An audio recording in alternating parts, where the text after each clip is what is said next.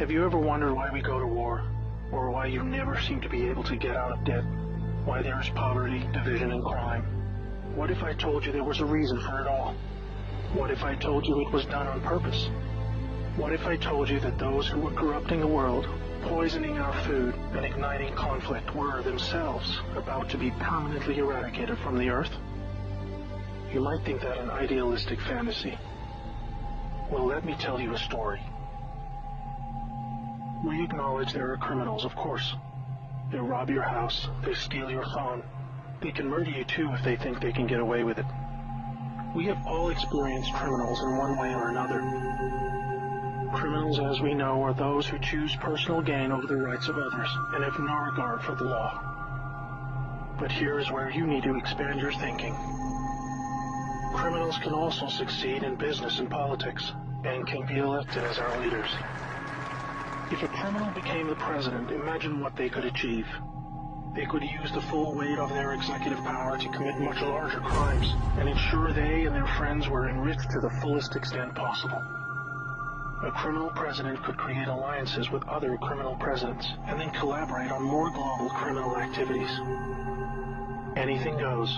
Drug running, human trafficking, whatever makes the big bucks. The 20th century was turbulent with war, economic disaster, famines, and displacement. We have always accepted these things as just human nature, and simply the way the world works. Something inevitable, and due to the weaknesses of human nature that drive us to these actions. This is where we were all tragically wrong. You are not a criminal. I'm not a criminal. So how can we just assume that it is human nature that is driving all this pain and misery? What if it wasn't human nature at all, and as a result of something more deliberate? We were taught that capitalism was the cause of a massive rich-poor divide and the reason for poverty, which in turn is the reason for war, crime, and starvation. Others were taught that communism, a system of equal wealth across all people, was really to blame for the mess. But you see, folks, it is none of these things. It is not our nature to fight and be racist. It is not in our nature to rob from others. What you must learn is that it was the criminals all along. Yes, they got power. More power than a criminal should ever have. They rose to the top of media companies that control our news and entertainment. They ascended to the top of the banking system, also to the Oval Office, to Brussels, to the Vatican, to the Crown.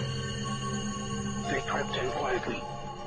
They became leaders of agricultural companies who have control over our food supply. Also big pharmaceutical companies, the ones we trust to help us when we're sick. Nobody stopped them, and they just recruited more criminals to help them. First, they accumulated the world's wealth. They invented a system of money called central banking, which lends money to governments with interest, placing countries into eternal debt. People's wealth got less. Their wealth got more. Much more. When a criminal is already as rich as they can get, then protecting their ill-gotten gains becomes the priority. Angry citizens tired of being poor are a major obstacle and can revolt if they suffer enough. The criminals needed to prevent this. So they diverted attention to the last remaining competitor, the people of the world. You and me.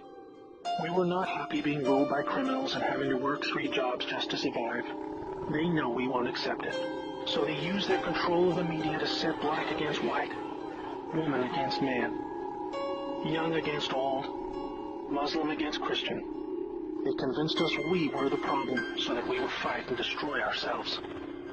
To get it done faster, they attacked all aspects of humanity that make us strong. Like family.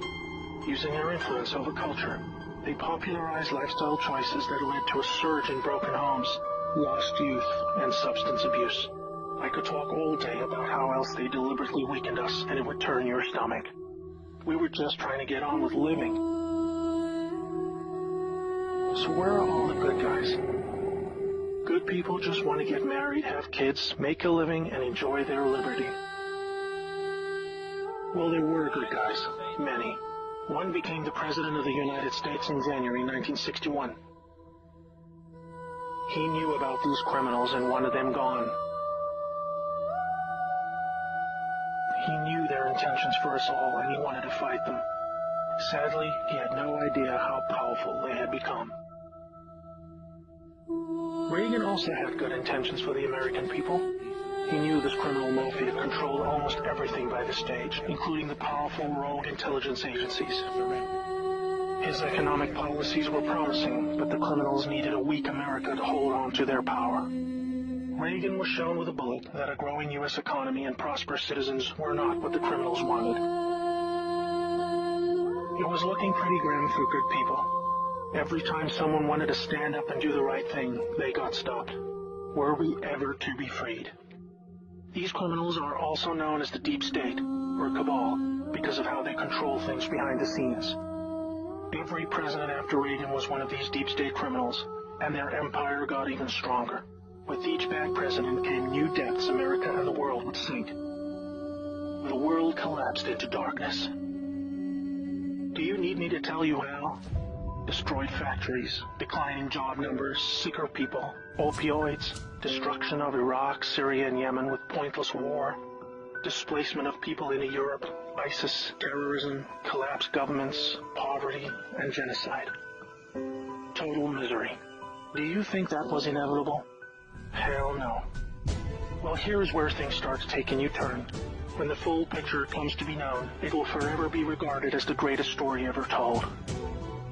Well, here is the top line. Some good people still held positions of power.